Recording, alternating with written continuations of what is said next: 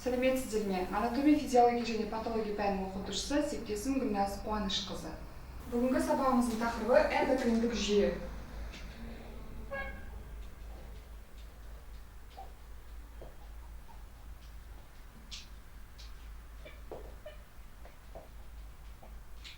Эндокриндік жүйе, яғни қан құрамындағы минералды заттар мен гормондардың әсерінен гуморальды жолмен реттеліп отыруын айтамыз.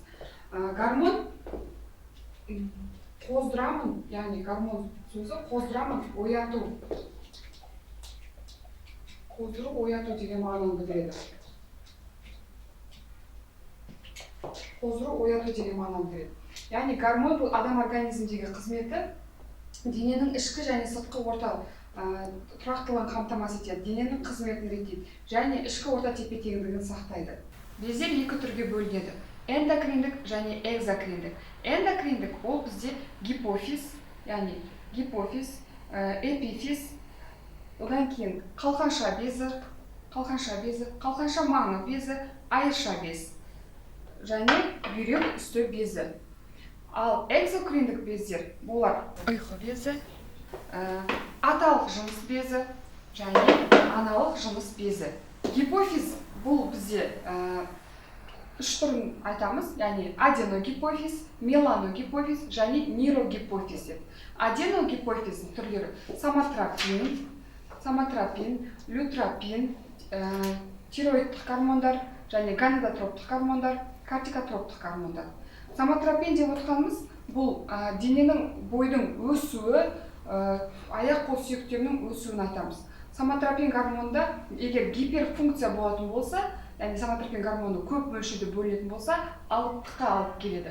Ал гипофункция болатын болса, онда ергежейлікке алып келеді. Соматропин гормоны ересек кезінде кездеседі, яғни ол кезде соматропин гормоны мөлшерден тыс көбейетін болса, онда адам организмі не шамадан тыс семіріп кетеді, не азып кетеді.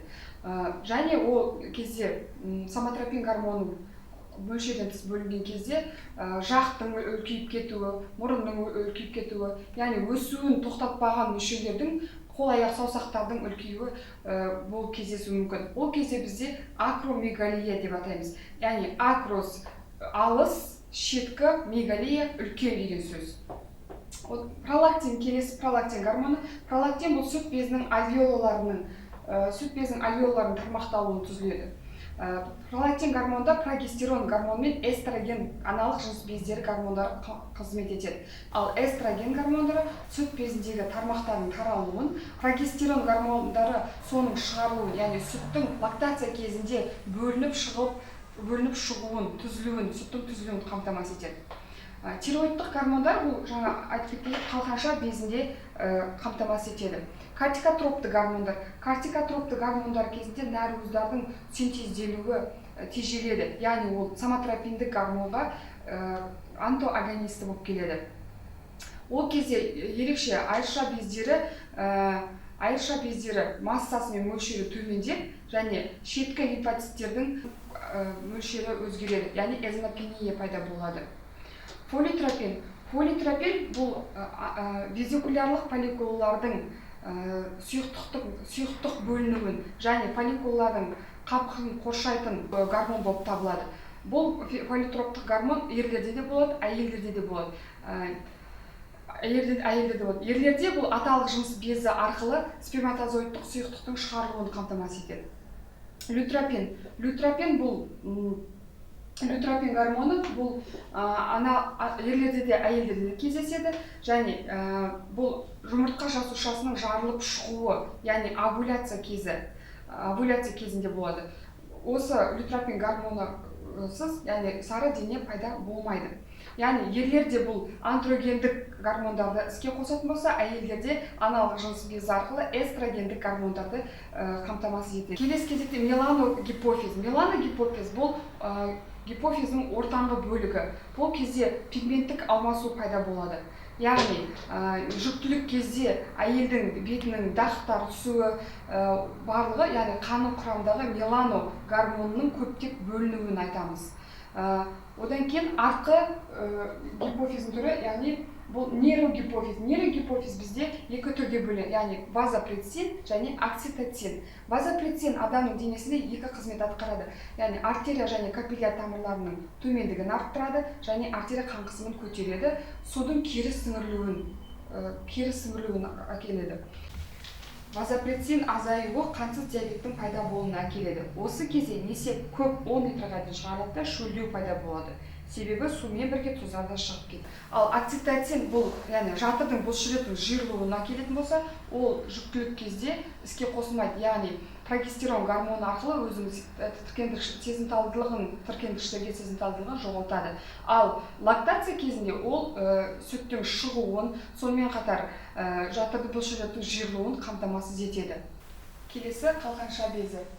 Қалқанша безі бұл кеңірдек шеміршегінің төменірек орналасады.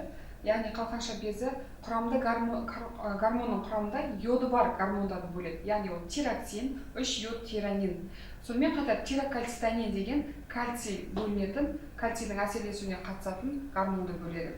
Қалқанша безі гормоны бұл тироксин гормоны, яғни орталық жүйке жүйесінің және орталық жүйке жүйесінің іс-әрекетіне, өсу мен даму гормондарына және зат алмасуына қатысады.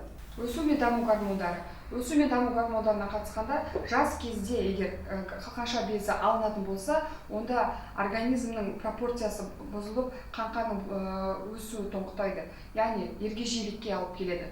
Жыныстық және психикалық жетілуі баяулайды. Қалқанша безінің гипофункциясы болған кезде организмде микседема ауруы пайда болады. Микседема бұл микса шырышты, ойдема ісік деген сөз, яғни шырышты ісік ауруы пайда болады. Микседема ауруы кезінде организмде барлық организм өзгеріске ұшырайды, яғни әйелдерде ол көбіне климакс кезінде көрінеді, ал ол жас балаларда да, ересек адамдарда да болады. Яғни ол кезде организм тез ашуланшақ, психиканың өзгеріске ұшырауы, сонымен қатар жыныстық жетілулерде өзгерістер болады. Сонымен қатар аймақтардағы судың құрамында йодтың аздық болуынан эндемиялық зоб пайда болады.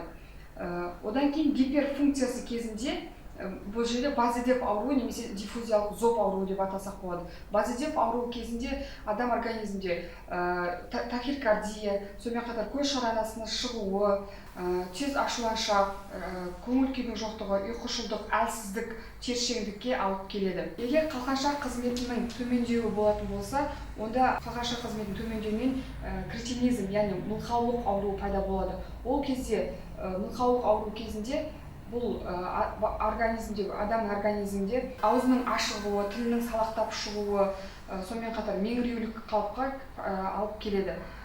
Бүгінгі біздің сабағымыз аяқталды. Назарларыңызға рахмет.